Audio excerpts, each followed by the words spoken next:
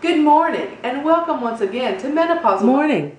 Your host Diana Johnson, back with the fourth video in our series highlighting the joys of midlife. Today's topic for discussion is a follow-up from our second video on constipation, the hemorrhoids. Often I hear from the girls in my group that they've gone their whole lives without suffering from this anal scourge, only to arrive in midlife and get hit square in the ass with it. Many ladies contend that they've survived pregnancy, vaginal delivery of their children, years of strenuous abdominal workouts, and even some digestive system disorders that really tax the exit to its limits without contracting the hemorrhoids. But as the Cohen brothers say, the world's got two kind of folks. Them that's got the piles and them that's gonna get them. So if you haven't already experienced this delight of the derriere, wait for it, and pow, the old anus just blows out. Hemorrhoids, lamb shankers, farmer's guiles, ass balls, piles, ass grapes, booty bumps, or butt nuggets, however they're referred to in your neck of the woods, are varicosities of the vessels in the tail end of the colon. They can be found internally in the distal end of the sigmoid colon or within the rectum, or externally protruding from the vessels of the anus. These vessels can become engorged and even harbor clots as a result of excessive strain from our good old friend, menopausal constipation. And if they're large and hard enough, they can hurt like a bitch. You can't sit, you can't stand. They can radiate pain up your back or down your legs. They can bleed and itch and cause all kinds of hygiene issues. I had 5 at once, and mine got so bad, I started referring to them as the flap. I had to practically floss between them after every bowel movement. My friend Carl said that when I talked about them, he imagined the hamburger helper hand coming out of my butt. This coming out of my butt. But we're not here to discuss that physical pain and misery today.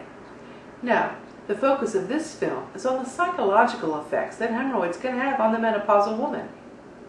We already suffer from some body image issues, our graying hair, our muffin tops. Maybe this adds to our decreased libido. When piles are added to the mix, we can find ourselves in an emotional dip of depression. Personally, even when my hemorrhoids weren't causing me pain, I felt so self-conscious. I imagined you could see them beyond the crack of my ass. I was sure that they were protruding, pendulously dangling from my crack.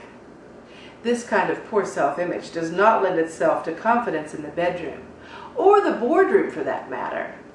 When you think your asshole is waving to people behind your back, you trust no one. I mean, we've all come to the rescue of a sister whose pad or tampon has failed her to her surprise. We've had to whisper, "You might want to go off to the powder room. I think you're bleeding through." But how exactly would one go about letting you know that your ass flaps were showing? And if engaged in adult play, one would certainly want to limit their partner's access to any of the hind areas to avoid any embarrassing brushes with anything that resembled this, peeking out of their favorite sexy panties. While we're on the subject of alluring undies, ladies, once you get the hemorrhoids, you might as well throw all your thongs away. Even if you have the tightest, sexiest butt, trying to thread a thong through your hemorrhoids is like trying to tie off a brisket with a ponytail thing. And the slightest tug in the wrong direction can send you reeling in pain.